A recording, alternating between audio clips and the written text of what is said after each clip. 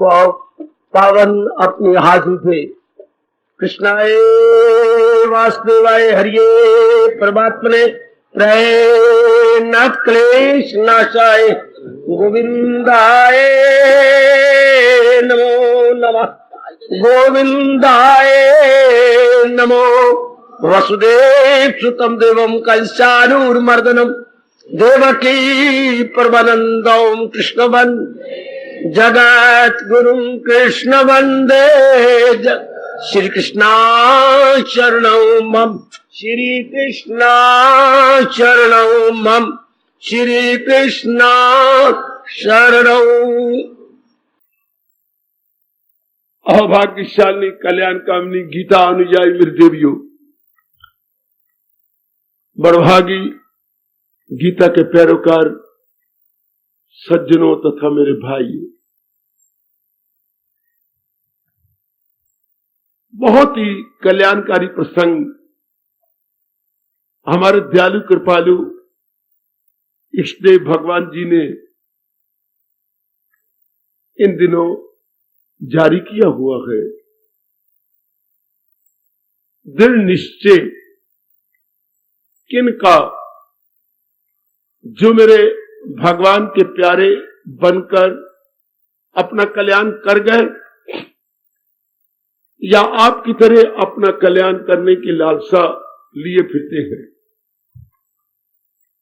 उनके लिए बड़ा जरूरी गुण भगवान जी बता रही हैं। दृढ़ निश्चय, दृढ़ इसलिए कहा गया देवियों सज्जनों, तो वो किसी के तर्क से बहकाने से बहकाए नहीं जाते। कल युग में आम तौर पर होता क्या है, खुद नहीं चलना चाहते, तर्क वितर्क करके दूसरे के इरादे को तोड़ना चाहते हैं। नाना प्रकार की बातें बना करके दूसरे की टांगे घसीटते हुए जैसे खुद जा रहे हैं नरक की ओर, उसको भी उसी तरह करना चाहते हैं। जाने अनजाने में कल युग ने ये पाठ पढ़ा रखा है ऐसों को, हम तो डूबेंगे सनम, तुमको भी ले डूबेंगे हम। इसलिए हजूर ने शब्द लगा दिया दृढ़। दृढ़ का अर्थ होता है पक्की गांठ, जो आपके दांतों से भी ना खुल सके, चीड़ी गांठ। अंग्रेजी में नाटी बोलती है, नाटी नॉट, नॉट मैंने गांठ, नाटी मैंने बहुत ही चीड़ी।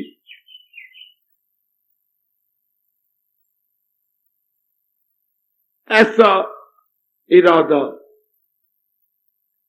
और ये कब होता है बता दिया गया, जब आप तुलनात्मक अध्ययन करती हैं तब, केवल मात्र तब। आप में से कोई भी दूध के जोश की तरह निर्णय कभी किसी भी काम में न लिया करे।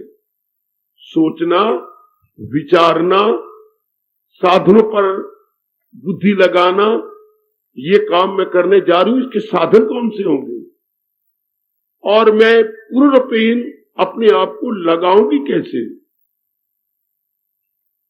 उन सारी बातों पर हम सबको विचार करके, और ये भी करके कि ऐसा काम औरों ने भी तो किया था, उन्होंने क्या क्या साधन लगाए थे, आपकी बुद्धि खुलने लग जाएगी।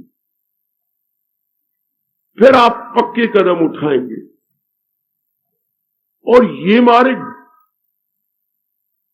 सच्ची बात तो ये है कि आदमी मनमानी करके नाना प्रकार के क्षेत्रों में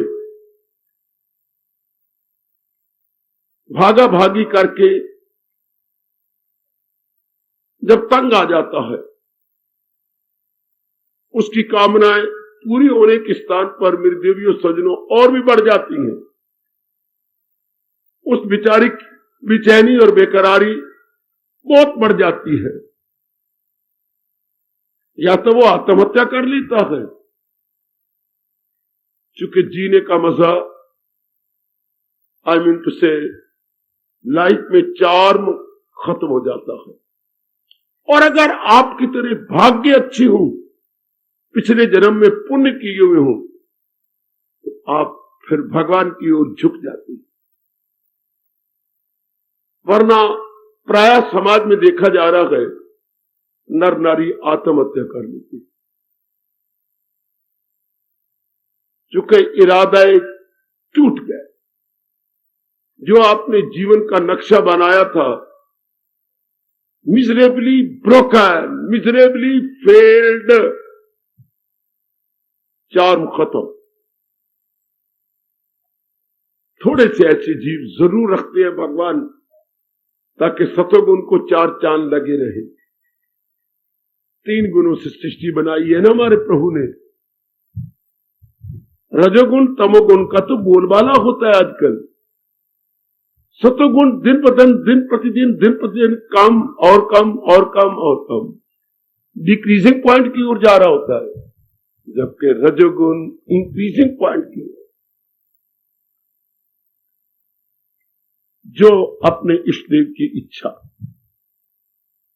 पर आपके भाग्य अच्छी, नारी चोले में गृहस्थाश्रम में आप रह रहे हैं, आपको भगवान ने दिव्य प्रेरणा देकर इधर बुला लिया। अब आपका इरादा जरूर पक्का होगा, क्योंकि आपने नाना प्रकार के पापड़ वेल के देख लिया, नाना प्रकार के सुकर्म कुकर्म, उचित अनुचित, वैध अवैध, सब कुछ करके देख लिया, कुछ नहीं मिला। मन ने सौभाग्य दिखा करके अनमोल समय बर्बाद किया। अब जो आपका इरादा होगा मेरी देवियों और मेरे सज्जनों, बहुत ही मजबूत, बहुत ही पक्का। अब अगर कोई बहकाने की कोशिश भी करेगा या निराधार बातें बनाएगा, आपका मन मानेगा नहीं कि पहले भी मैं बहुत धक्के खा चुकी हूं, पहले भी अनेकों के मुंह लगकर मैं कहीं का नहीं रहा हूं, अब तो मुझे टस से मस नहीं होना, अब तो मुझे महापुरुषों के अनमोल शब्दों के अनुसार कुछ करना है। कार्यम व साध्यामी शरीरम व पात्यामी, ये ऋषियों के शब्द हैं जो मैं आपको समय समय अनुसार याद करवाता रहता हूं। या तो मेरा शरीर गिरेगा या मैं काम को सिरे चढ़ा लूंगी। कार्यों व साध्यामी, या तो मैं कार्य को साध लूंगी, शरीर व पात्यामी, या मेरा शरीर गिर जाएगा या शरीर को छोड़ दूंगा या कार्य को सिरे चढ़ा लूंगा। परमात्मा करे जिनको मैं संबोधन हो रहा हूं उन सब का यही इरादा रहे, मर मिटने का इरादा, कि अब तो मैंने इसी मार्ग पे पग रखना है और करना क्या है जो भगवान जी अपने श्रीमुख से बता और समझा रहे गए, उन्हीं के अनमोल कथन के अनुसार मैंने जुटे रहना है, मैंने लगे रहना है। भगवान के इस फरमान को मैंने कल भी कहा था, जाप करने से पूर्व ब्राह्म मुहूर्त में जरूर गुनगुना लिया करें, ताकि आपको दिव्य शक्ति और दिव्य प्रेरणा दोनों इष्टदेव महाराज जी की ओर से मिल जाए। मैं आशा रखूंगा सब उपस्थित देवियां और मेरे सज्जन पुरुष, मेरे धार्मिक भाई, भगवान के इस फरमान को, फरमान तो है ही, इस सिद्धांत को अपनी साधना के दिनों में जान प्राण की तरह अपने साथ रखेंगे और रोज प्रातःकाल महाराज जी की श्री चरणों में उपस्थिति देने के समय अपने इस इरादा को तरोताजा कर लिया करेंगे। क्या जो अकले इरादी रहे मुस्तकिल, तो यकसूग और पुख्ता इंसान का दिल, इरादा न हो जिसका सुलझा हुआ, रहेगा ख्यालों में उलझा हुआ। ये सिद्धांत है। जिसका इरादा मजबूत रहेगा, मन कंट्रोल में आ गया। कई बार बताया है और आप लाभ उठा रहे होंगे इस सिद्धांत का। अकल दुरुस्ती में मन दुरुस्ती। अगर इरादा से आप टस से मस ना हो, मन की दाल ही नहीं गलती। मन कुछ कर ही नहीं सकता। मानो मन जकड़ा गया, मानो मन पकड़ा गया। आपने पक्का इरादा किया मर मिटने का, ये तो मैंने करना ही है, इसको तो मैंने सिरे चढ़ाना ही है। तो मैंने पुस्तक बताया था, मन उडारी मारता हुआ बुद्धि में समा जाता है। जब कोई इतना पुख्ता इरादा कर लेता है तो मन का फंक्शन खत्म, मन के संकल्प विकल्प खत्म। मन तो निर्जीव तब तक सोचता है, विचारता है, संकल्प विकल्प करता है जब तक आपका इरादा नहीं पक्का हुआ। बस इरादा पक्का जाने के बाद मन कहता है बस अब तो बुद्धि संभालेगी, बुद्धि गाइड करती है। फिर ऐसा दृढ़ कर ले। कुछ एक दृष्टांत दे रहा हूं जिनसे हमें अपने इतिहास से, अपने महाभारत से, अपने पुराणों से बड़ी शिक्षा मिलती है, बल्कि मुझे कहना चाहिए प्रोत्साहन मिलता है। जैसे युधिष्ठिर जी कई वर्ष राज करने के बाद अचानक एक दिन जबकि सब सभा में इकट्ठे हुए कहने लगे बस क्या अब हम सब के सब स्वर्ग आरोहण करेंगे। सब सन्नाटा छा गया। क्या? हाँ, अब हम हिमालय पहाड़ पर सदा के लिए चढ़ जाएंगे, वापस नहीं लौटेंगे। आप तैयार हैं? सब भाइयों ने कहा हमारी कोई इच्छा नहीं, जो आपकी इच्छा है वो हमारी इच्छा है। उसी समय से ही दरबार से प्रणाम करते हुए बाहर निकला। द्रौपदी को भी बुला लिया गया। मैं तो आप ही की हूं, छाया हूं, जहां बिंब जाएगा वहां प्रतिबिंब भी जाएगा। जी याद रखें, शब्द बड़े प्यारे गए। जहां बिंब जाएगा वहां प्रतिबिंब भी जाएगा। आप हमारी बिंब है, मैं आपकी रिफ्लेक्शन हूं, मैं प्रतिछाया हूं। और उसकी जो नीचे छाया पड़ती थी आप अपने बिंब। सब चल पड़े। युधिष्ठिर जी ने चलने से पहले कहा बस मैंने हर कदम अब आगे रखना है, मैंने अब लौट के पीछे नहीं देखना जब तक कि मैं स्वर्ग में तल्लीन न हो जाऊं या स्वर्ग में न चला जाऊं।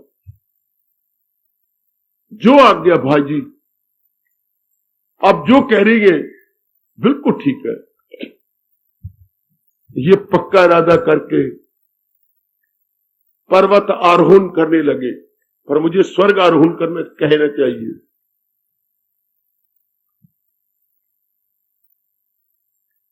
भगवान जी भी ऐसों की परीक्षा लेते हुए इसलिए संकोच नहीं करते कि आने वाली का हमारी जैसे धार्मिक पीढ़ियों को एक ठोस उदाहरण मिल जाए। चलते रहे। सबसे आखिर में द्रौपदी थी, चिल्लाई मुझे पकड़ो, मुझे पकड़ो, मैं थक गई, मैं चूर हो गई, मुझसे अब एक पग भी नहीं रखा जाता, मुझे बचाओ। युधिष्ठिर जी ने कहा, द्रौपदी, मैंने जो कहा था तुझे याद है? 4 कदम आगे आ और मैं तेरा हाथ थाम लूं, पर यदि तू कहे कि मैं पीछे आके तुम्हारा हाथ पकड़ूं, ये मेरे बस की बात नहीं। मेरा हर कदम अब आगे जाना है। द्रौपदी बेचारी बड़ी चिल्लाई। इस पर आपका जो जी चाहे कटाक्ष कीजिए, लेकिन जरा नहीं दया आई युधिष्ठिर जी को कि थाम ले, धड़ाम से मूर्छित होकर गिर पड़े। द्रौपदी गॉन फॉर एवर, प्राण छोड़ दिए। इसी तरह फिर सहदेव ने पुकारा, भैया भैया मुझे पकड़ लो, मेरे पैर भी लड़खड़ा रह गए।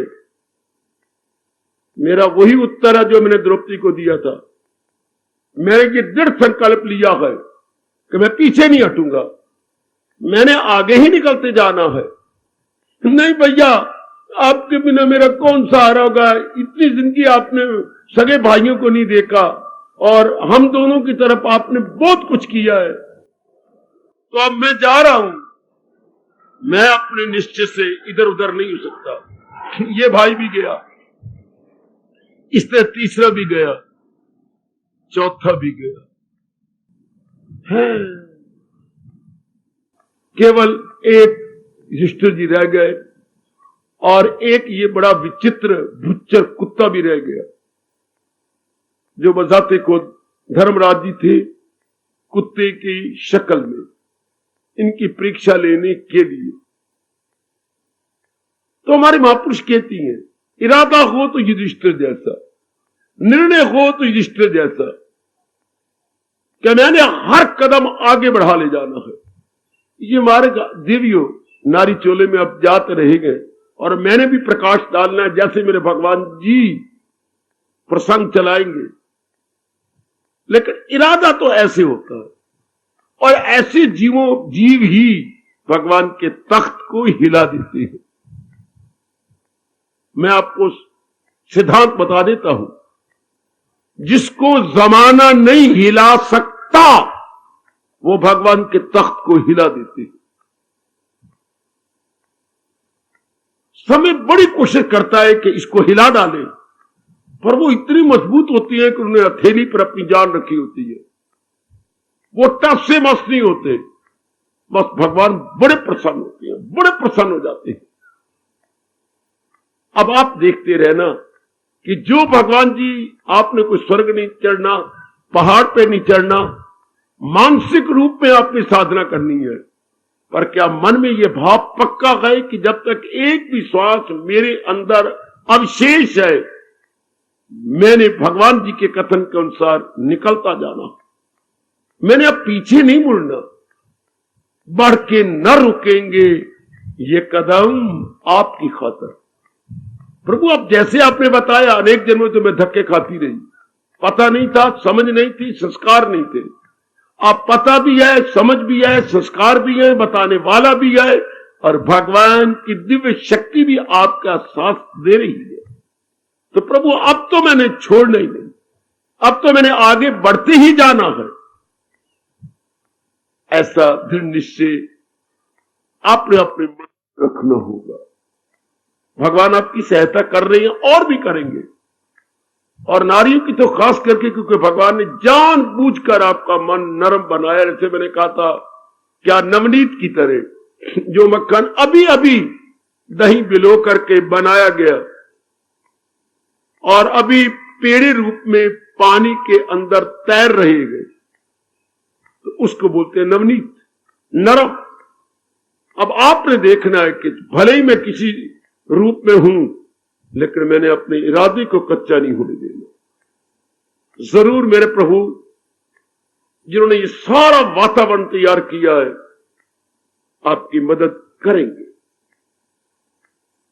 जिस तरह से हमें बड़ी भारी शिक्षा मिलती है, हम जैसों को, संसारी आदमियों को नहीं।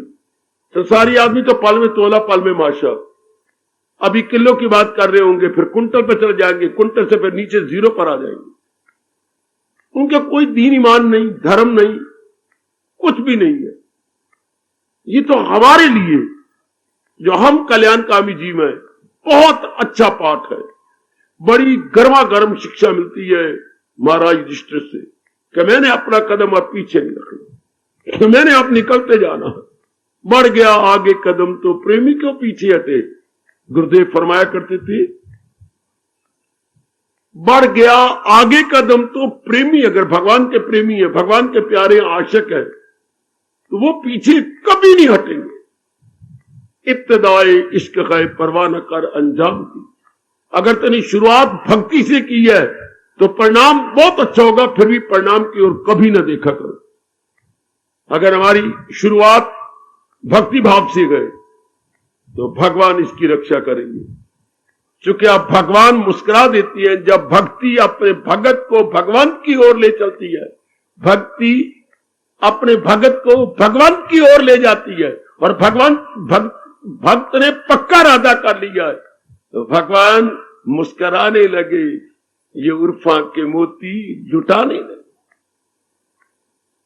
अब आप भक्त हैं, भक्ति आपका साथ दे रही है, तो भगवंत आपसे दूर नहीं हो सकते। परमात्मा करे आप बढ़ते रहे। आपका पक्का इरादा हो, कुछ मुसीबतें भी आएंगी, कुछ शारीरिक कठिनाइयां, कुछ मानसिक कठिनाइयां। मानसिक कठिनाई तो इसी वक्त बंद हो सकती है अगर आपका इरादा मर मिटने का हो कि मैंने बस मेरा इरादे में कच्चा पाना नहीं है। तो अभी मैंने भगवान के बोल सिद्धांत रूप में कह रहा हूं, अक्ले इरादी रहे मुस्तकिल तो यकसुओ और पुख्ता इंसान कर दे। फिर मन में यकसुई हो गई, मन में कंसंट्रेशन, फुल कंसंट्रेशन, मन पूरा एकाग्र हो गया। अगर इरादा आपने कर लिया कि बस मैंने अपनी जीवन काटना उसी तरह जैसे मेरे सरताज और मन के राजा, मेरे गाइड, फ्रेंड और बेस्ट फिलॉसफर लॉर्ड कृष्ण अपने श्रीमुख से बता रहे हैं, बस मैंने अपना जीवन ऐसे गुजारना। भगवान करे ऐसा ही आपका निर्णय हो। आगे चलिए। बहुत बड़ी शिक्षा हमें नंबर 2 पे देती है पार्वती जी। बड़ी भारी शिक्षा, बड़ा कठोर तप करने लग गई शंकर जी को पति रूप में धारण करने के लिए। शंकर कहां माने पति रूप में, लेकिन आपका हट तो प्रसिद्ध है, नारी हट, राज हट और बाल हट, ये तीनों बड़े प्रसिद्ध हैं। राजा भी हट कर ले तो हजारों को मरना पड़े, बेशक मरे, पर राज हट प्रसिद्ध। बाल हट तो आप घर में देखती हैं, बर्तन तोड़ने लग जाएंगे अगर आप बच्चे का हट नहीं पूरा करती, और आपका हट तो फिर ककई आपके सामने आती होगी। बेशक अयोध्या का नाश हो जाए, बेशक हरेक का सिर गंजा हो जाए, पर ककई टस से मस नहीं हुई। सारों को इसने विधवा कर दिया, खुद भी विधवा हो गई। वाह, लेकिन जरा नहीं हिली अपने कोई इरादे से, कुविचार से, कुनिर्णय से, बुरा निर्णय से जरा नहीं हिली। अब ये पार्वती का, उमा का निर्णय है। भगवान ने प्रेरणा दी सप्त ऋषियों को। अगर आपने जीवनी पढ़ी हो तो बहुत एंजॉय किया होगा। सातों ऋषि रात को इधर देखा करे, उत्तर की ओर। 4 तारे एक तरफ और 3 नीचे गिरते हुए नजर आ रहे होंगे। इनको हमारे अपने धर्म के अनुसार सप्त ऋषि कहते हैं। पहले कभी ना देखा हो तो आज जरूर देख लो। सातों तारे इकट्ठी होते हैं, 4 जरा ऊंचे, 3 जरा नीचे। 4 तारे ऐसे नजर आते हैं जैसे ऊपर जा रही आकाश की ओर, और 3 ऐसे आते हैं जो 3 तारे आकाश से नीचे उतर रहे हैं। ये सप्त ऋषि मेरे देवियों, मेरे सज्जनों, अचानक ही इस घोर तप कर रही तपस्वी के सामने प्रकट हो गए।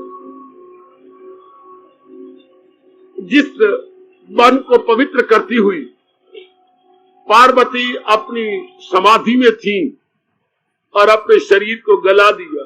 शरीर को शुद्ध बुद्धि नहीं है, कहां मेरे अंग है, कहां मेरा शरीर है, कहां मेरा सिर है, कुछ भी पता नहीं। ऋषियों ने शक्ति देकर समाधि खुलवाई, प्रणाम किया, फिर प्रणाम किया, एक बार फिर प्रणाम किया और जान लिया ये कौन है। ऋषिवर किमर्थम आगतः, किस तरह कष्ट किया आपने यहां। बेटी है ना, हम तेरे परम हितैषी हैं, स्वीकार करती हूं, ये आपने और भी अच्छा किया। किमर्थम, किस लिए आगता, आना हुआ। तेरे पर दया करके हम आए हैं, हमें पता लग गया है।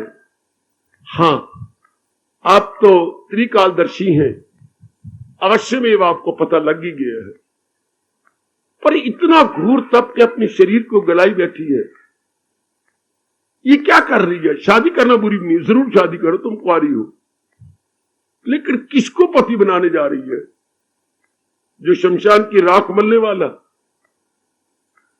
जो सांपों को अपने अंगों पर लपेट करके श्रृंगार करने वाला, जिसका ना कोई घर ना कोई दर, उसको पति बनाने जा रही है और उसके लिए घोर तप कर रही। वो मानते जो नहीं तो फिर मैंने तो घोर तप करना है, अब वो मान जाएंगे तेरे तप से। जब उन्होंने करने ही नहीं, इस लाइन में जाना ही नहीं उन्होंने, वो तो अवधूत है, अवधूत, जिनको अपनी शुद्ध बुद्धि न रहे और देखती रहती है जो गंदी मंदी चीजें वो खाते हैं, वो कोई खाने वाली थोड़ी होती हैं, जो वो पचा जाती हैं। और उन्होंने हलाहल पी रखा है, इसलिए उनका कंठ भी नीला हो चुका है और उनका एक नाम नीलकंठ हो गया है। तो हम तुझे राय देने आए गए, सुंदर पति चुनो, अच्छा पति चुनो, जिसका घर भी हो, दर भी हो, चेहरा देखने से आपका मन भी खुश हो जाए। अब बोल, तुम क्या कहती हो, क्या इरादा है। मैंने सब समझा है, मुझे नारद जी ने सब समझा दिया है। अब मैंने एक बार इरादा कर लिया, मेरे ऋषियों मुझे माफ कर दो, आप तो मेरे पिता हैं, मैं अपने इरादे से टच से मस नहीं होगी। तजु न नारद कर उपदेशु, मैं नारद के इस उपदेश को छोड़ नहीं सकती। आप कहो 7 बार महेशु, अब आपकी जगह अगर महेश जी खुद आ जाए और मुझे 100 बार मिनते करे कि छोड़ दे मुझे, मेरे तप को खराब मत कर, वरना मैं शाप दे दूंगा तुझे, तो भी मैं उनका जरा नहीं कहना मानूंगी। हाय हाय हाय, आप कहो 7 बार महेशु, 100 बार भी महेश मुझे कहें तो भी मैं अब नहीं मान सकता। तो हम जाए, असंतुष्ट होके जाए, रुष्ट होके जाए, या हमें तो संतुष्ट करेगी।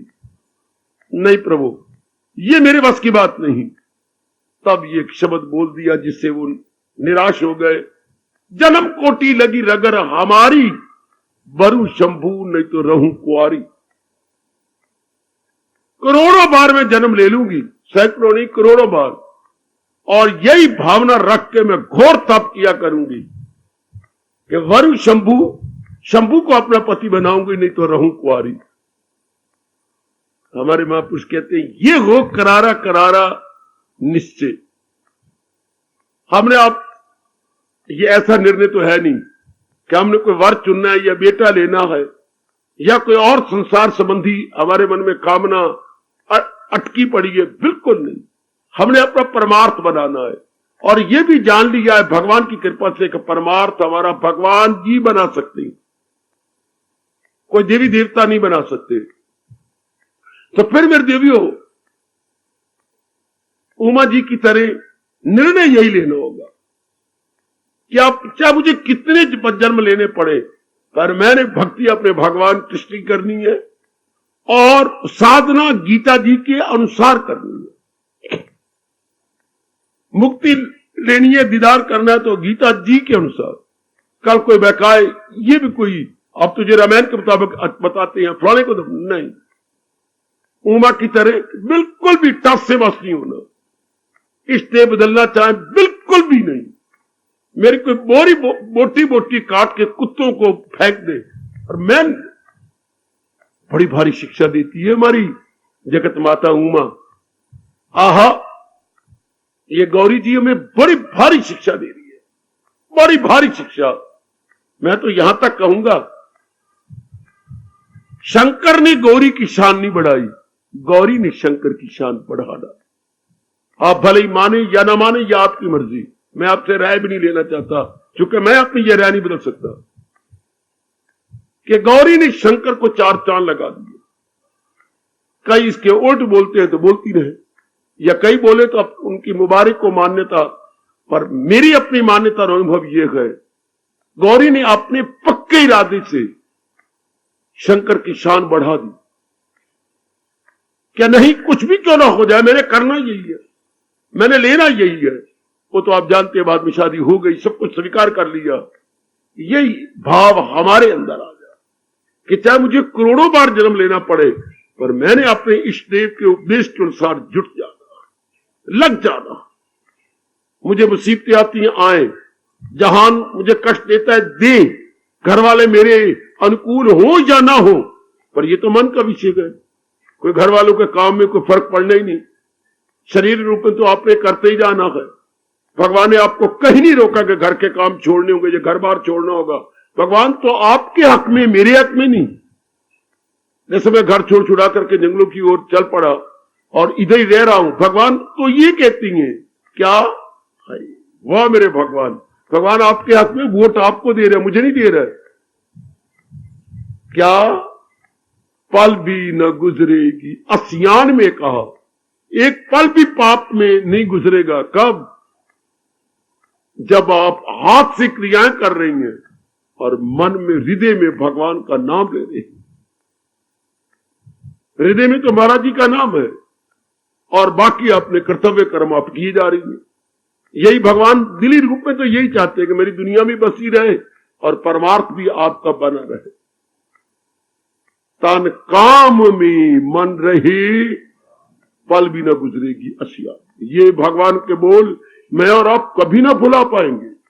मुझे बोलती बार शर्म भी आती है, क्योंकि मैंने ऐसा नहीं किया, फिर भी सिद्धांत तो सिद्धांत ही है ना। जो हजूर के बोले तो उनमें तो कोई परिवर्तन हो नहीं सकता। तन काम में मन रहे ध्यान में। आहा, विसाई जी ने नकल नहीं की क्या रामायण की? कर से कर्म करो विधि नाना, कर से हाथों से नाना प्रकार के जो समझती है कि ये मेरी लायबिलिटीज रिस्पॉन्सिबिलिटीज है, दैट मस्ट बी एग्जीक्यूटेड। कर से कर्म करो विधि नाना, मन में राखो कृपा निधाना। मन में उस कृपा के समुद्र भगवान को रख करके कर से कर्म करो विधि नाना। बिल्कुल नकल है महाराज जी की। इसी चौपाई के सामने भगवान का फरमान रखूं। क्या कहा मेरे प्रभु ने? करे जिस कदर उस पे लाजम है काम, मगर आसरा मुझ पे रखे मदाम। अपने सरताज, अपने मन के राजा भगवान कृष्ण अपने श्रीमुख से कह रहे हैं, मेरे सजनों, मेरी कल्याण कामनी माताओं, मेरी अच्छी बेटियों, बस इरादा उमा जैसा कि मैंने करना ऐसे ही है, कुछ भी क्यों ना हो जाए, मैंने इस तरीके से रहना है।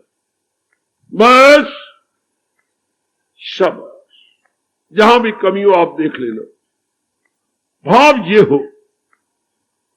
चलो आगे। अरे मिनी महात्मा, ये आपकी जो कैंट जाती बस, इसे मिनी बस बोलती है, छोटी बस। इतने महात्माओं में भी एक हुए हैं, पर एक ही हुए, अभी दो नहीं हुए। अरे मिन्नी महात्मा, छोटी सी तूने लंगोटी पहन रखी और छोटा सा तेरा कद और चेहरे पे तेरी लालिमा, और जा कहां रहे हो? वन की ओर। क्यों? तप करने। वाह, इतने छोटे से सुकोमल सुकुमार, और वन की ओर क्यों जा रहे हो? मां ने कहा है। क्यों? सतीली मां ने ताना मारा है मुझे, व्यंग कसा है कि अगर तुम बाप की गोद में जाना चाहते हो तो मेरी कोख से पैदा हो, तब तुम जा सकते हो। मेरी मां ने कहा है ठीक है, तेरे पति, तेरे बाप और मेरे पति पक्ष लेती हैं छोटी का। ठीक कहा है उसने, मेरा भी आशीर्वाद तेरे साथ है, तुम तप करो और जो कुछ तुम चाहोगे तुम्हें वही मिलेगा। राजपाट भी तुम्हारा होगा और पिता भी तुम्हारे होंगे। तो मां ने मुझे आशीर्वाद दिया है। आप कौन है? मुझे देव ऋषि नारद कहती हैं। मां जी आपकी बातें सुनाती हैं, आप वो हैं? लोटपोट चरणों में हो गए। कौन?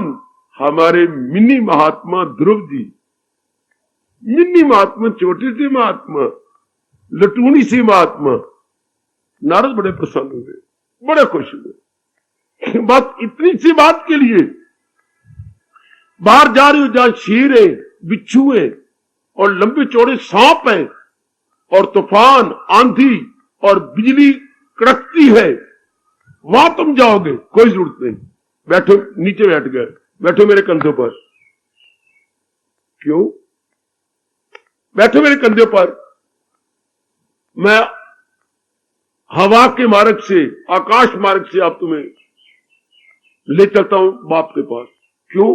राज अभी लो, बाप का प्यार अभी लो, जो तुम मन में धारण करके जा रहे हो अभी है। इतनी शक्ति आपके पास है? हां, और भी कुछ कहो तो मैं अभी दिलवाता हूं तेरे बाप से। अच्छा, बैठो बैठो बैठो बैठो, बैठो।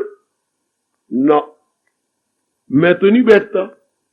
बहुत समझाया नारद जी ने, मैं तो नहीं बैठता। क्यों? मेरे मन में एक बात आ रही है कि मेरे पक्का इरादा करने से और मेरी माता जी के समझाने से अभी मैं बाहर आया हूं। तप मैंने की नहीं किया, जप मैंने नहीं किया, भजन मैंने नहीं किया, कोई कुर्बानी मैंने नहीं की। अभी सिर्फ नगर से बाहर जंगल की ओर बढ़ा ही हूं, तो आप आ गए। और अगर मैं मां जी का कहना करके घोर तप करूं तो फिर तो पता नहीं मुझे क्या मिल जाएगा।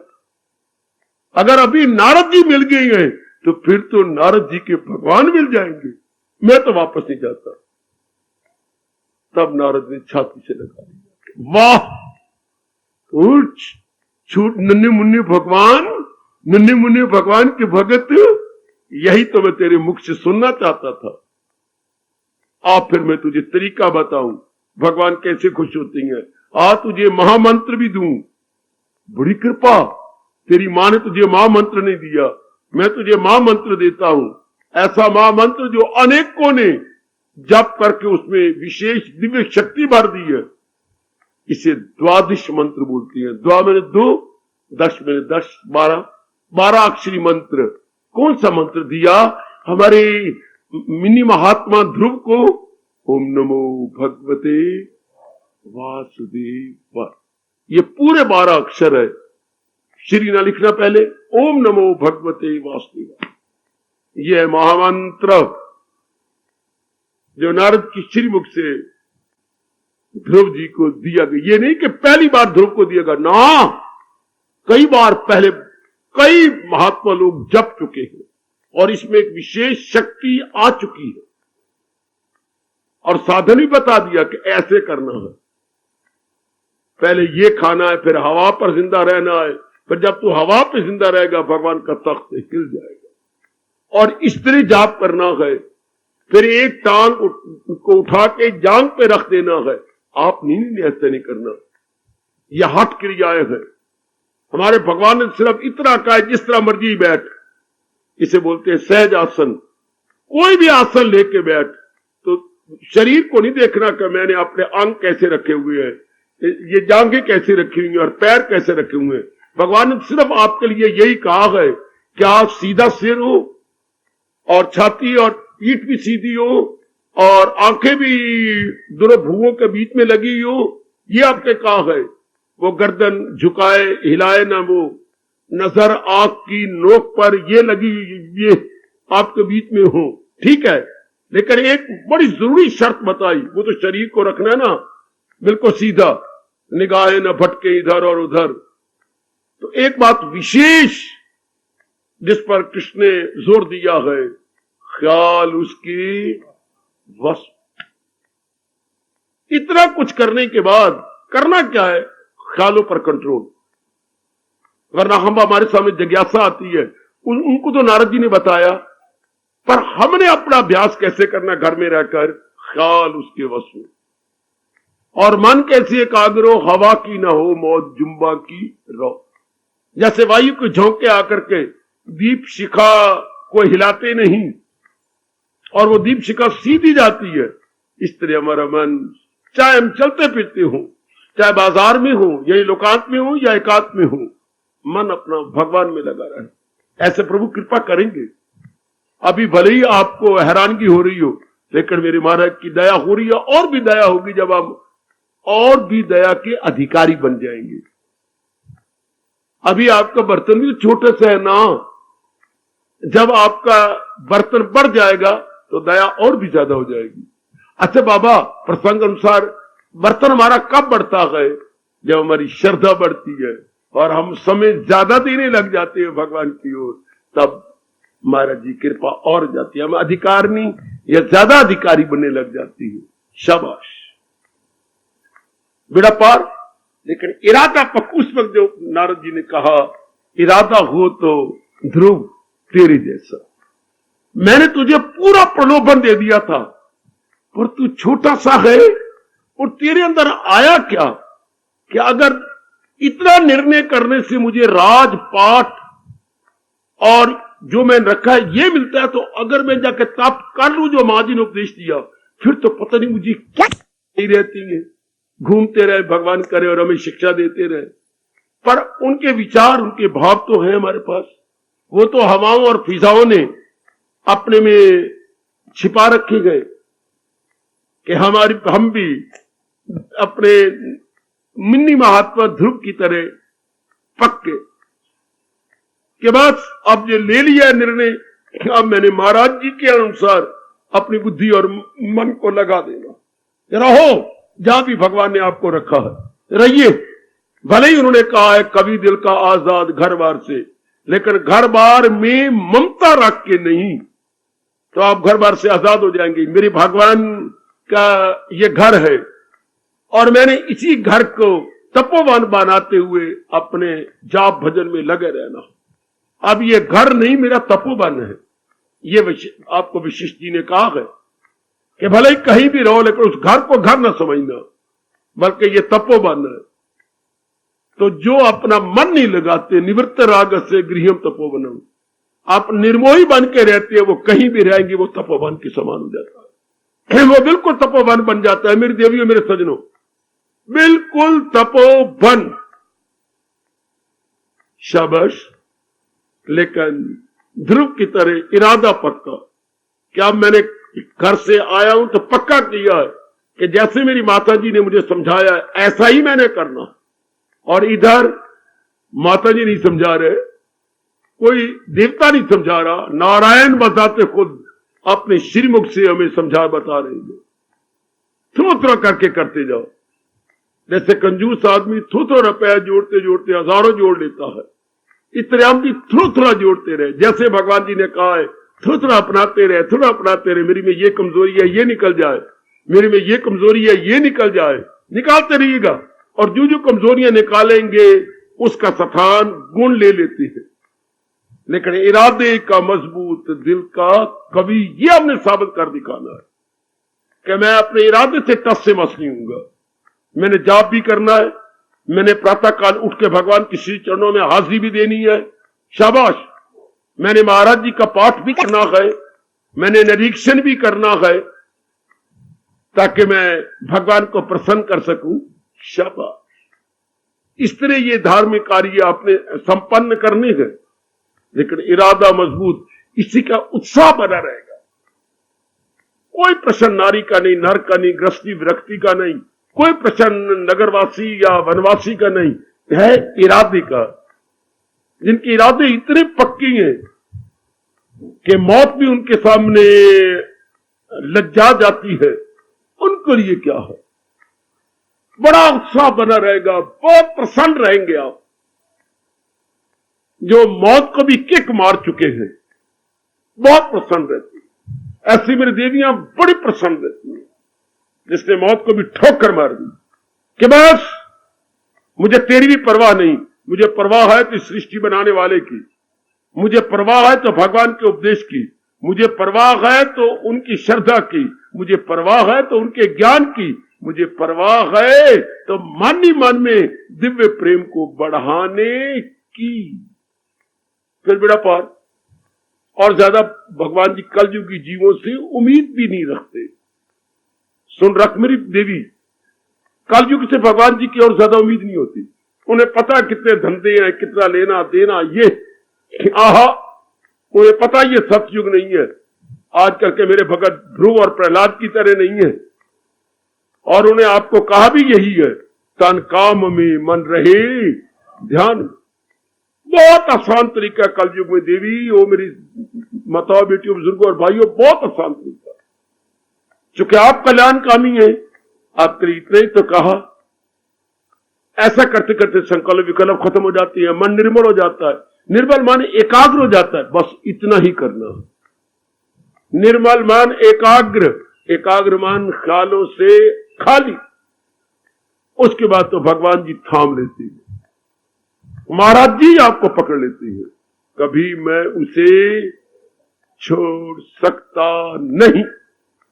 ऐसी मेरे प्रभु की दया हो जाती है आप पर, बड़ी दया हो जाती है। भगवान करे आप सब पे हो जाए। आप उनकी ये शर्त पूरी करो, कैसा मैंने करते जाना है। इस तरह प्रहलाद देख लीजिएगा, बड़े भारी कष्ट इतने तो भगवान आपको देंगे नहीं। बस भगवान ने उसके बाद ये निर्णय कर लिया था कि जितने कष्ट इसको मिले हैं, मेरे किसी भगत को इतने कष्ट नहीं मिलेंगे। पढ़ा था मैंने एक जगह ना, जब उन्होंने बार बार कहा वरदान मांगो वरदान मांगो, तो एक तो पिताजी को क्षमा करने के लिए वरदान मांग लिया, और एक ये भी वरदान, जितनी परीक्षाएं आपने मेरी ली है अब किसी की न लेना। भगवान ने बड़ा प्यार किया, बिल्कुल। या यही वरदान मयूरध्वज ने भी दिया था। क्या कमाल की परीक्षा थी देवियों। पति पत्नी हाथ में आरा लें और पुत्र को सिर से दो फाड़ कर दे, काटती है, लकड़ियों काटती है, और वो अपने साथ एक शेर लाएगा, उसकी खुराक पुत्र के टुकड़े करके उसकी खुराक शेर को दे दे। तो उन्होंने ऐसे ही कर दिया, निर्मोही थे। और बाद में भगवान ने कहा हमें भोजन करवाओ, भेष बदले हुए थे। उन्होंने कहा लो महाराज हम भोजन करवाती हैं। परोसा गया, तुम अपना भी परोस लो। और देवियों को राजा थे ना, तो देवियों को कहो वो हमें सेवा करेंगे या हमारी सर्व करेंगे। ठीक प्रभु ऐसा ही करती हैं। कर लिया, कितने थाल परोसे? महाराज 2 परोसे। नहीं, तीसरा ही परोसो थाल। हम जो कह रही है जो आ गया। दोनों बैठ गए, महाराज शुरू करो। नहीं, बेटे को आवाज दो। वो तो आपने शेर के आगे फेंकवा दी और शेर ने खा भी लिया है। नहीं, आवाज मारो। वो बच्चा भागता हुआ आ गया। मां बोलो, बोलो मां। तो आप कौन है? ब्राह्मण नहीं। उस समय भगवान प्रकट हो गए। मेरे इष्ट देव, मेरे सर्वस्व, आप। समर्पण इस मार्ग में होता ही समर्पण। मोहब्बत में यह लाजम है कि जो कुछ है फिदा कर दे, फिर मोहब्बत में ये ताकत है कि बंदा से खुदा कर दे, फिर नर से नारायण हो जाता है, फिर मनुष्य से जीव देवता बन जाता है, एक कंकर भी शंकर के रूप में प्रकट हो जाता है जब आदमी अपने आप को कुर्बान कर दे। और वो कर रहे हैं। वो मेरे इष्टदेव की अपार कृपा से जितना आपसे बन पड़ रहा है, आप अपनी ओर से कोई कसर नहीं छोड़ रहे, लगे हुए हैं। लेकिन चूंकि मैं प्रसंग के अधीन हूं, जैसे भगवान जी प्रसंग चला रहे उस पर प्रकाश डालना मेरा परम धर्म है, तो आपने देखती जाना है कि मेरा इरादा पक्का हो। प्रहलाद बेचारे कितने कष्टदायी थे, तो आप पर आ ही नहीं सकते, आएंगे ही नहीं। ये उल्टा पुल्टा सोच गए थे तो हम परीक्षा दे नहीं सकते, भगवान ने लेनी नहीं। कलयुग में इतनी देते, कलयुग तो आप नियम के पक्के रहे। मैंने उठना है प्रातः काल, मैंने चलते फिरते जाप करना है, मैंने अपगुणों का निरीक्षण करके इन्हें बाहर निकालना है, मैंने गीता जी के 12वें अध्याय के गुणों को अपने अंदर ले आना है। अब इनके पक्के रहिएगा, ये बड़ा आसान है आपके लिए, बहुत आसान है, क्योंकि प्रभु आपको दिव्य शक्ति दे रही है। और ये प्रसंग जो चलाया इसलिए क्योंकि भगवान आपको क्या करना चाहती है, कल्याण करना चाहती है, आपको तारना चाहती है। इसलिए ये प्रसंग कहां पहले अध्याय शुरू हो रहा है, यज्ञ शुरू हो रहा है ज्ञान का, और कहा मुझे 12वें अध्याय में जैसे हम लूडो का गेम खेल रहे हो, फौरन पहले से 12वें में आए बैठे हम, और फिर गुणों की चर्चा चला दी भगवान ने। तो आप कभी भी निराशा में न जाना, आशा में रहना कि ये भगवान ने जो माहौल बनाया है सब मेरे तारने के लिए। और कहा भी है भगवान ने 12वें अध्याय में कि जो अपना मन मेरी में लगाती रहती है, मैं करता हूं अर्जन उन्हें तनासक के पानी समुद्र से पार। किनको भवसागर से पार करती है? दिल अपना जो मुझ में लगाती रह गए, मुझी से निजात का अर्थ मुक्ति अपनी पाते रहे। जुटे रहिए, कभी भी निराशा में आप में बैठे हो बुजुर्ग, मेरे भाई, मेरी माताएं, मेरी कल्याण कामनी बेटियां, कभी ना जाए। ये कोई विशेष बात है जो भगवान ने हमें कल युग में इतना अच्छा गीता के माध्यम से अवसर दिया। गीता समझना मुश्किल, गीता समझाना मुश्किल, समझ के फिर अपनाना बड़ा मुश्किल। यह भगवान की विशेष कृपा हो रही है जिन्होंने ये दिव्य वातावरण आप सब के लिए बना दिया। मेरे भी अभाग्य जो ये सेवा मुझे दी है कि तू भी बीच में, तू को पीछे रहता, तू भी इनके साथ मिल। ये हम सबके श्रोता वक्ता के अभाग्य कि हम गीता के अनुसार अपनी बुद्धि, अपना मन और अपने दैनिक कार्यों में चमक दमक ला रहे हैं। भगवान जी की बड़ी कृपा, कभी घबराना नहीं। कभी कभी आपका मन एकांत पे बैठे यहाँ की बातें सुनते हुए घबरा जाती हैं, मैं करूंगी कैसे? ये नन्हे मुन्ने जो ये रोती रोती रहती हैं, इनको भी संभालना है, रसोई भी संभालनी है, बाथरूम में इतने काम पड़े वो भी संभालनी है, साथ मैंने परलोक भी बनाना, परलोक बनाए बिना मेरा मन भी नहीं मानता, क्या होगा? उससे जवाब देकर, मन तुझे सोचने की क्या जरूरत है? ओ मन, ऐसा क्यों सोचता है? जब त्रिलोकीनाथ मनमोहन तेरी सहायता कर रही है, तेरे वश की बात होती तब तो तू सोचता, पर प्रभु तेरी सहायता कर रही है, चुपके चुपके और छुपके छुपके। फिर आपको क्या है?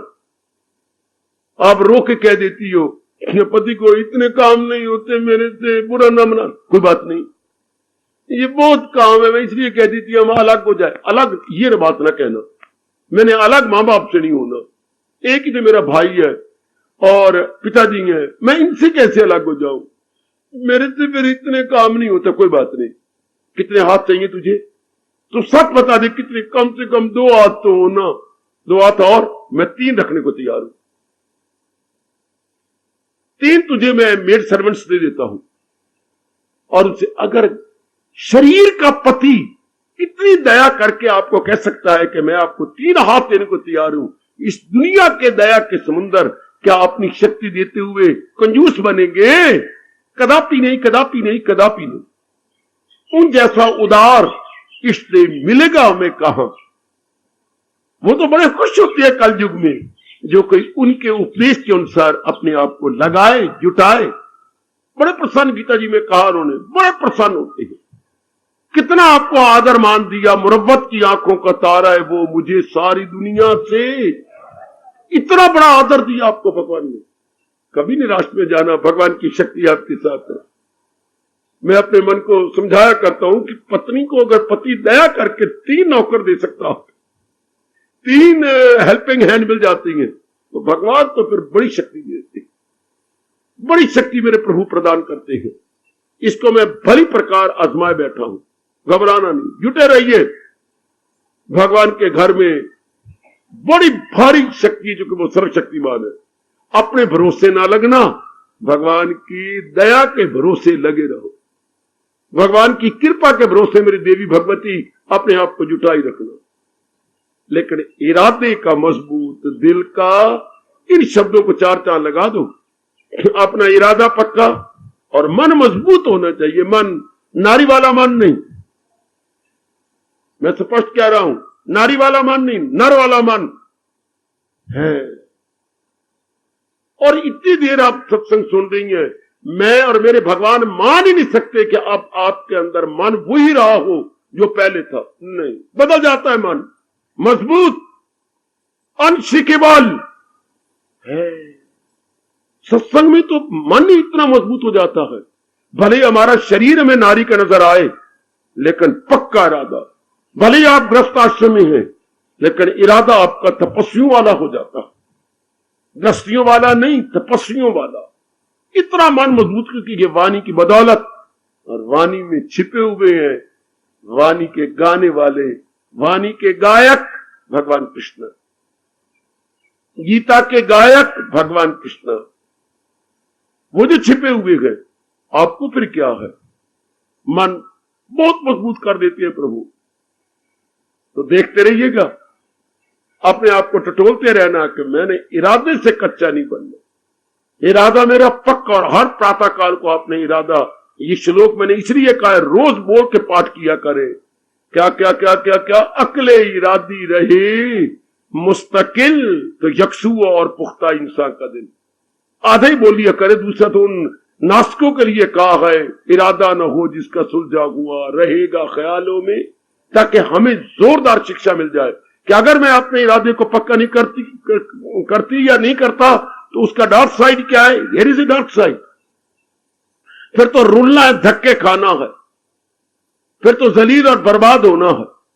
शाबाश, कभी कभी कोई लड़के स्टूडेंट अपनी दूसरी बातें याद आती हैं, नहीं काम करते थे तो मास्टर जी यही कहा करते थे, क्रोध करते हुए, गाली देते हुए, फिर जाके पल्लेदार बनना अनाज मंडी में और बोरियां उठाते रहना। मां दे पुत्रों, अगर नहीं काम करोगे तो फिर क्या करोगे।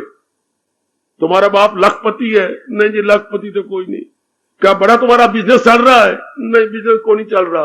फिर खोतिया, ये उनके शब्द मुझे बड़े प्यारा लगते, ओ खोतिया, फिर ढीचू ढीचू करने यहां क्यों आया, फिर तू खोता बन के लेद बार करनी थी, यहां क्यों लेद कर रहा है, फिर पढ़िया कर।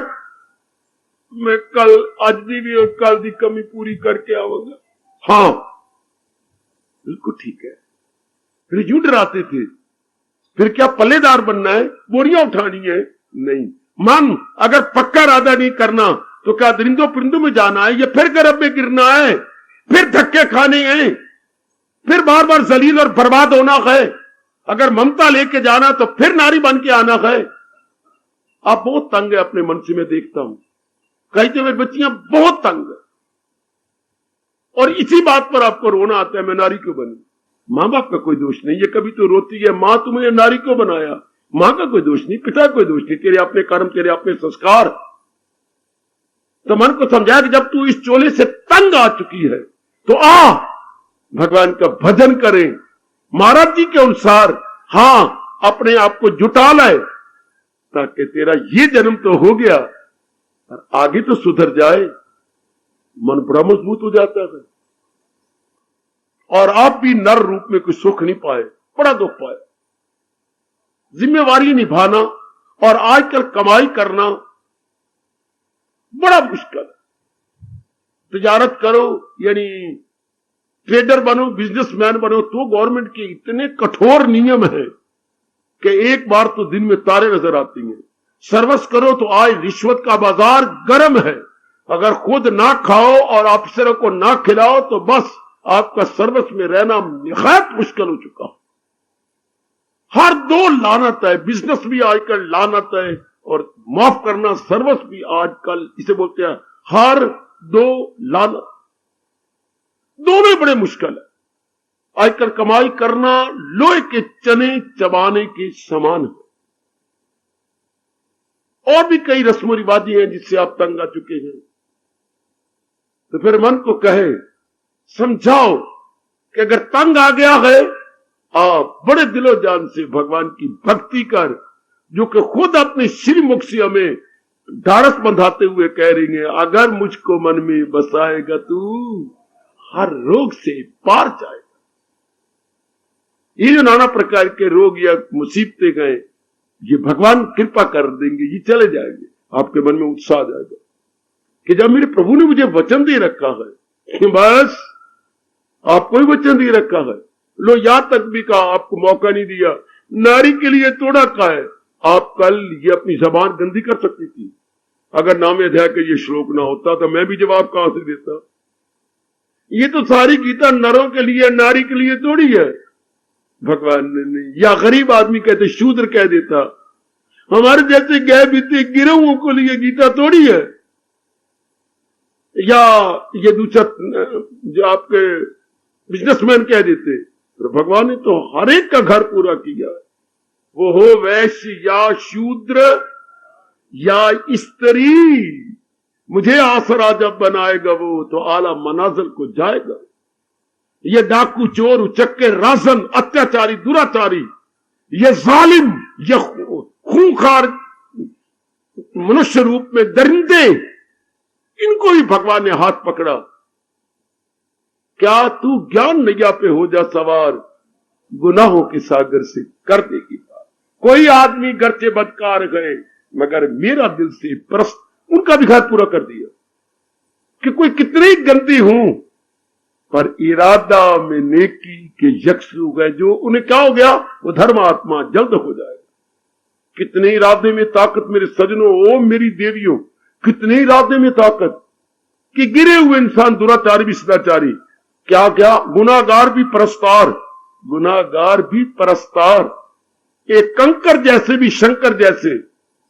भगवान ने को महात्मा समझे जाने योग्य है जिन्होंने मर मिटने का इरादा कर लिया कि बस चलना तो मैंने उसी राह पर है जिस राह पे मेरे भगवान जी बता और समझा रहे हैं। बस मेरी बेटी फिर बेड़ा पार।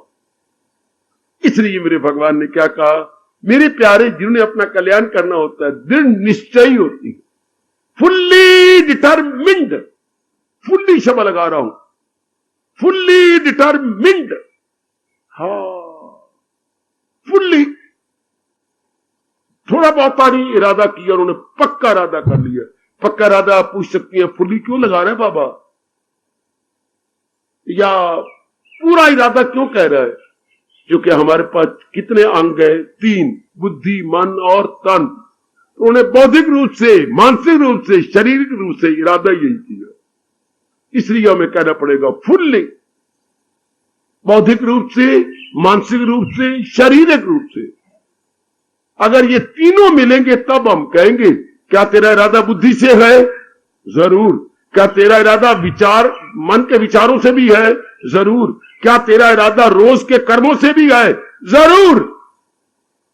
मनसा वाचा कर्मणा एक समान, हाँ। क्यों रहे दूर उनसे भगवान, मनसा वाचा कर्मणा एक समान। जिनकी मन वचन कर्म एक समान है, उनसे भगवान दूर करा सकते हैं। बड़ी जल्दी भगवान जी उनका कल्याण कर देते हैं।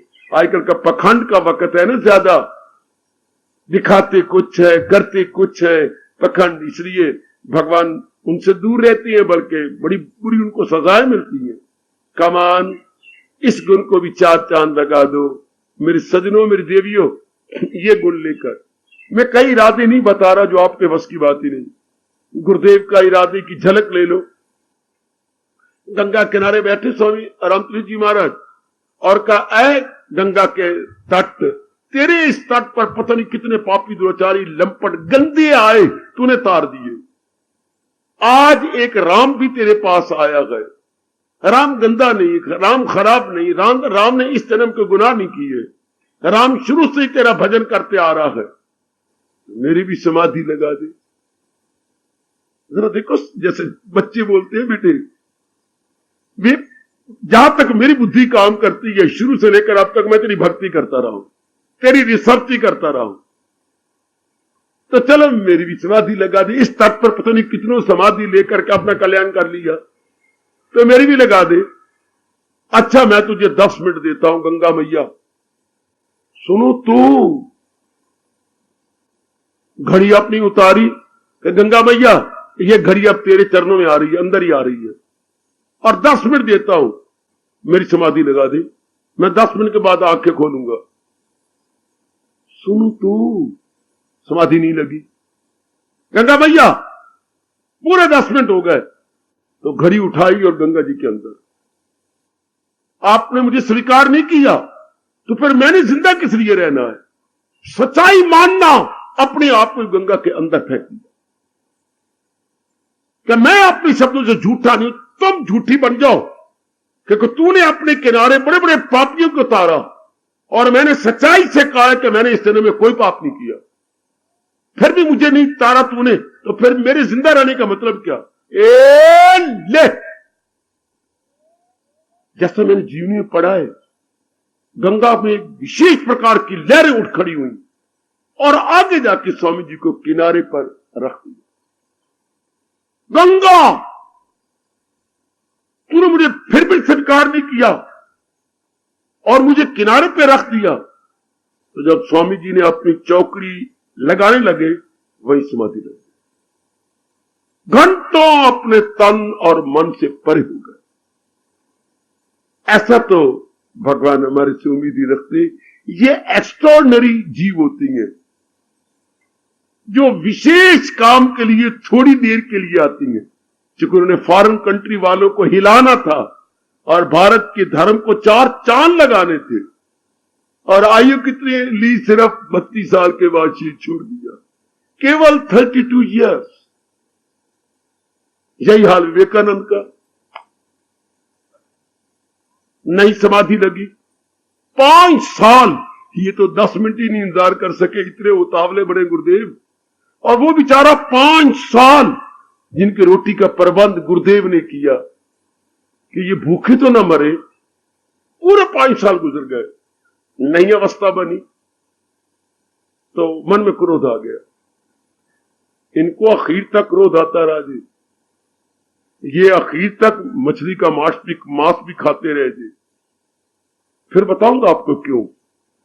इसमें बड़ा भारी अमेरिका में इतराज हुआ था कि ये इंडियन महात्मा होते हुए गोश्त क्यों खाते हैं।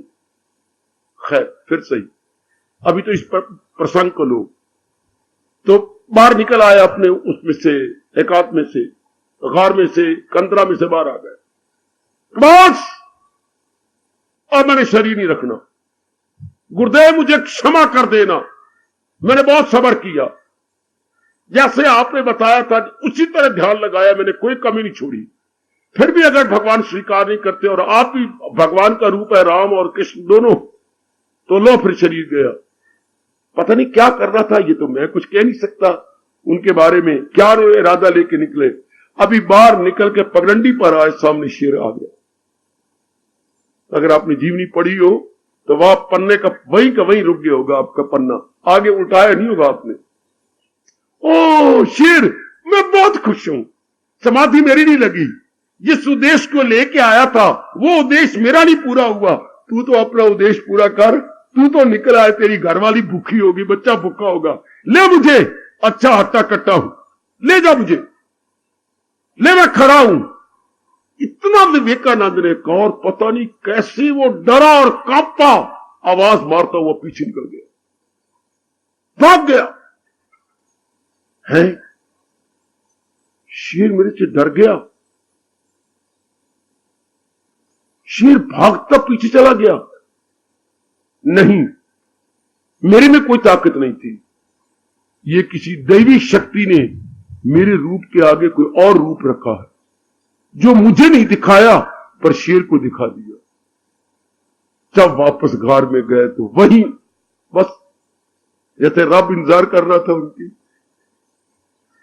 इधर रामकृष्ण की बात ले लो। रामकृष्ण परमहंस जी ने भी बहुत कुछ किया। देवी को पा सकते कैसे? बड़े भाई जो महारानी ने देवी जी का लाखों रुपए से मंदिर बनवाया, बड़े भाई पुजारी थे इनके। बड़े भाई एक बारी गांव में आए और ये छोटे से थे, मानी 10.5 साल के, जो 11.5 साल थे। चलना मेरे साथ? हाँ मैं चलूंगा आपके साथ। तो बड़े भाई इनको अपने साथ ले आए और उनको पूजा करते हुए देखते रहे। ये कुछ बड़े भी लोग उनके पास रहे। हाँ, अचानक उनको बुखार चढ़ा बड़े को और शरीर छोड़ दिया। शरीर को तो कोई पता ही नहीं ना, बहाना बना और गया। तो अब जो देवी बड़ी हैरान हुई महारानी कि अब पुजारी किसको बनाऊं। वो पुजारी उसको बनाती थी जो अभ्यास करने वाला भी हो, सिर्फ टुक्कर खाने वाला और हलवे खाने वाला नहीं। ये रानी के मन में था कि मैंने उसी को बनाना है कि जो अभ्यासी भी हो। तो उन्होंने कहा देवी कहा तुम भाई? हाँ जरूर, मैं अपने भैया से ज्यादा अभ्यास कर जाऊंगा। इन शब्दों में इतनी ताकत थी कि देवी ने बड़ा प्यार किया। ठीक है, अपने रानी ने, ठीक है तुम बनो। तो उनकी जगह ये पुजारी बने देवी के मंदिर के। तो कुछ दिन हो गए, हाँ कुछ अवस्था बन भी गई, लेकिन जो पूर्ण पेड़ बननी चाहिए वो नहीं बनी। तो वो रानी अपनी दासियों को लेकर के कभी कभी आती थी। एक दिन ये कुछ गुम हो रहे थे अपने शरीर से, मूर्ति के सामने बैठे भी हुए हैं, कुछ गुम हो रहे थे और वो भी आके पीछे बैठ गई, जैसे आप लोग बैठ जाते हैं मंदिरों में पीछे बैठे। और अचानक रानी को गंदा ख्याल आ गया, अशुद्ध विचार, अपवित्र विचार आया। वही विचार इनके अंदर भी गया। रानी अपने द्वारा बनाई गई देवी के मंदिर में ये गृहस्थ आश्रम में सोचना चाहिए ऐसे गंदे विचार, या सोच रही है। पीछे मुड़े, 2 मारे जोर के थप्पड़, ऐ करारे। किसके? रानी की, जबकि राजा जिंदा है और वो रानी कहलाती है। तो नौकरानियों ने खप मचा दी, पकड़ लो इसको, जेल में दे दो।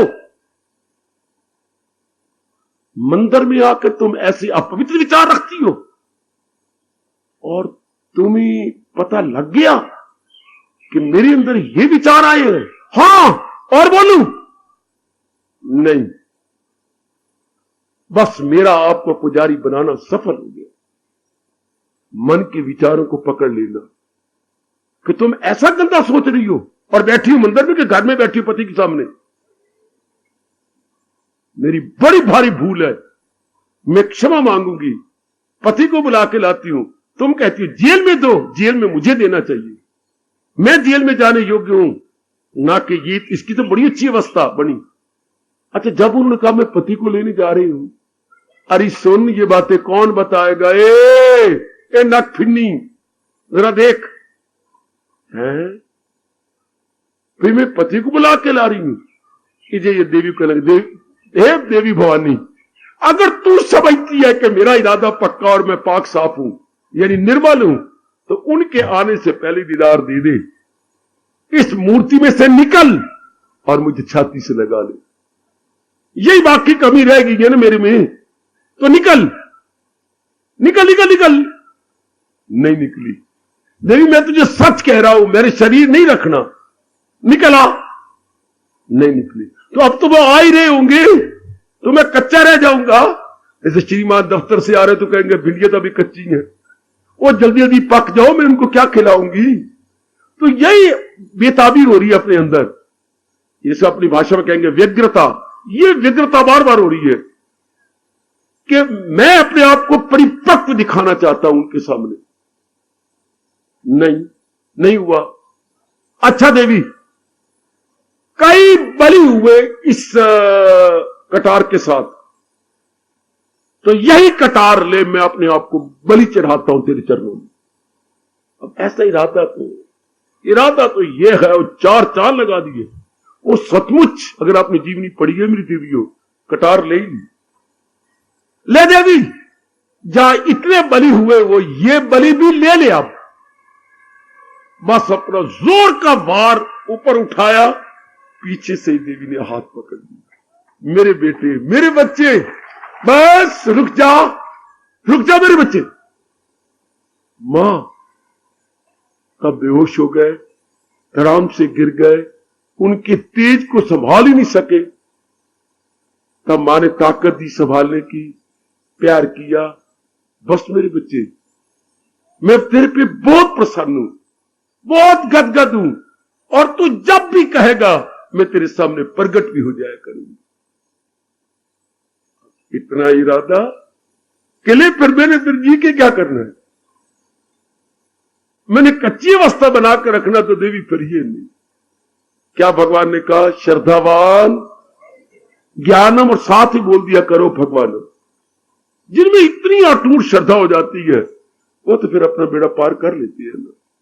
इतनी अटूट श्रद्धा, ये 20वीं शताब्दी की बातें हैं।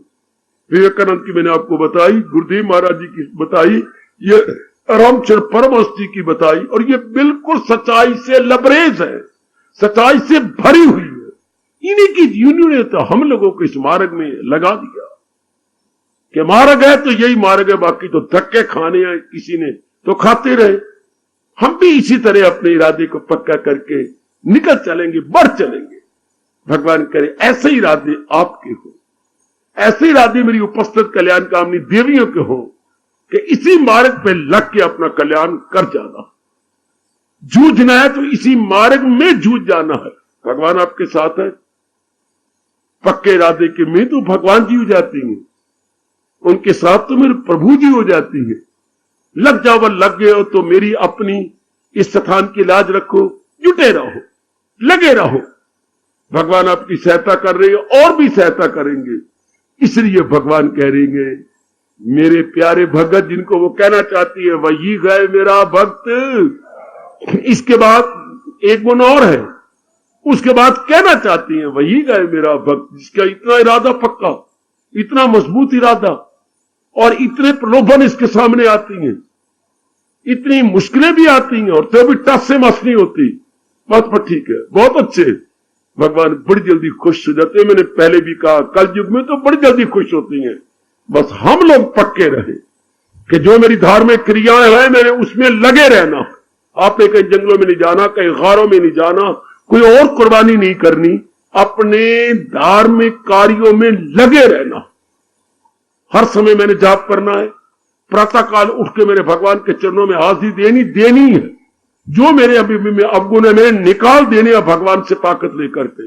12वें अध्याय के गुणों को मैंने अपने अंदर देखना है, जरूर देखना, कुछ भी क्यों ना हो जाए मैंने देखना है।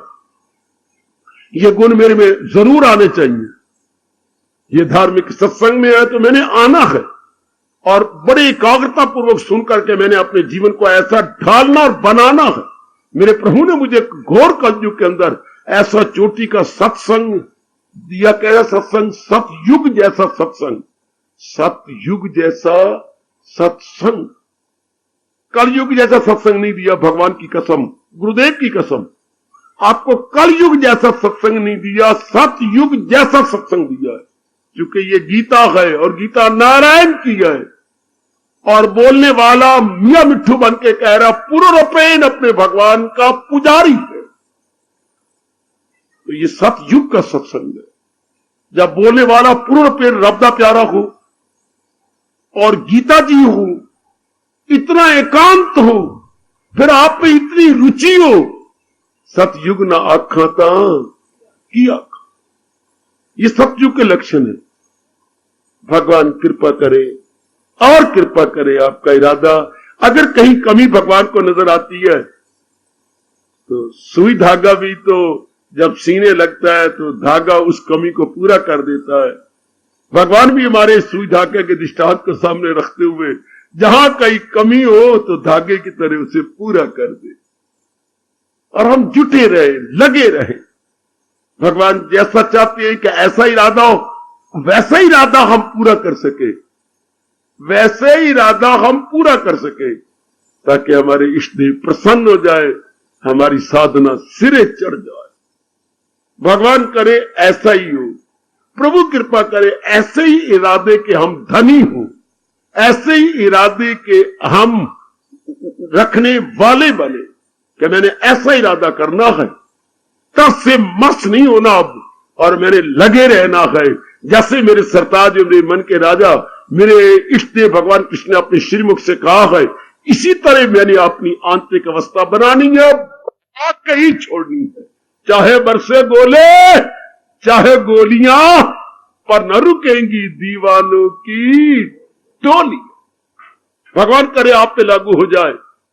वो चाहे बरसे गोले चाहे गोलियां, वो चाहे बरसे गोले चाहे गोलियां, पर न रुकेंगी दीवानों की टोलियां। वो पर न रुकेंगी दीवानों की टोलियां। वो चाहे बरसे गोले चाहे गोलियां, वो चाहे बरसे गोले चाहे गोलियां, पर न रुकेंगी दीवानों की टोलियां, पर न रुकेंगी दीवानों की टोलियां। वो चाहे बरसे गोले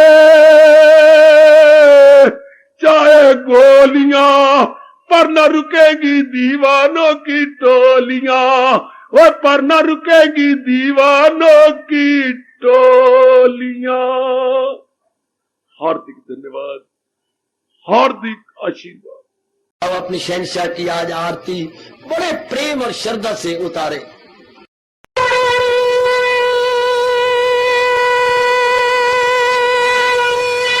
ओम जय जगदीश जय हरे स्वामी जय दीनानाथ हरे भगत दास जनों के अवगुण